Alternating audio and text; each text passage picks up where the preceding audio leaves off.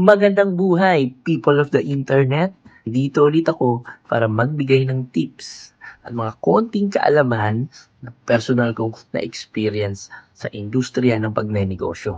Kaya kung gusto mo rin magnegosyo, pues tapusin mo tong video na to. Uy, oo ikaw. Ilang taon mo nang sinasabing, magnenegosyo na talaga ako. Gusto ko nang magnegosyo. Ano kaya magandang produktong ibibenta? Guess what? Wala pa rin. Puro ka plano, puro ka drawing, puro ka research. Ni isang produkto, o ni isang order man lang, o ni isang post. Wala. Wala. Wala. Wala. Wala. So, anong ginagawa mo? Thesis? Business plan? What? Business plan? What? Business plan. Ano ka, nerd?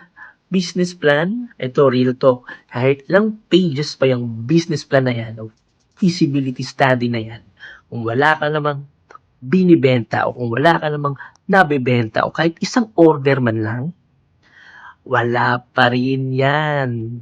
Kasi sa pagnenegosyo, execution ang labanan. So, imbis na business plan ang gawin mo, execution plan. Paano mag-execute? Eh di, magbenta ka. Yun ang sukatan ng execution. So, asa na?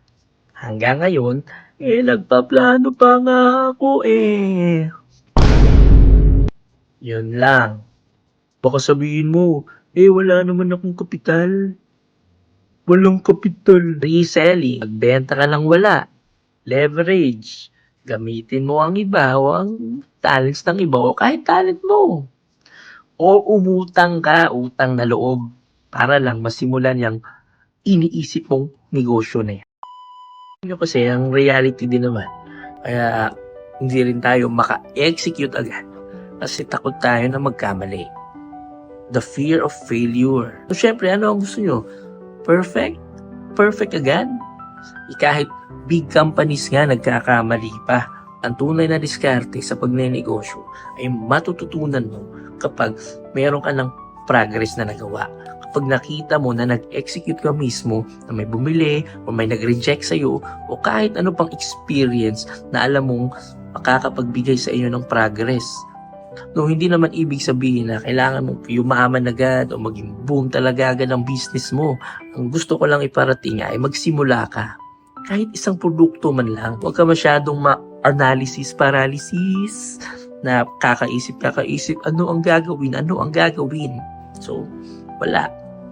Talagang matitenga ka sa mga pinaplano mo. Kaya people of the internet, kaya wag sana tayong matakot na magkamali o mag-fail dahil parte yan. Kapag marami kang na-fail o marami kang bagsak o marami kang talo, ibig sabihin lang nun ay may ginagawa ka. At hindi ibig sabihin ay talo ka palagi.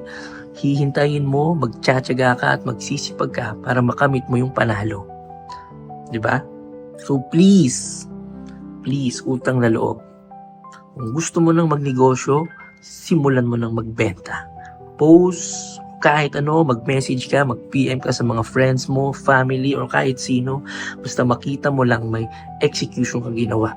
Matalo, mag-fail ka man, ang importante ay nagsimula ka. Dahil sa pagsisimula, ang tunay na learnings. Business plan, ang gawin natin, execution plan. At hanggang doon na lang po, mga people of the internet.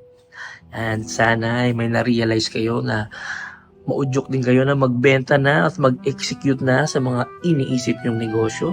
At tanggalin na natin ang kakaisip at kaka-research na yan dahil ang tunay na pagnenegosyo ay magsisimula sa pagbebenta. Ayun lang. Maraming salamat and see you to my next video.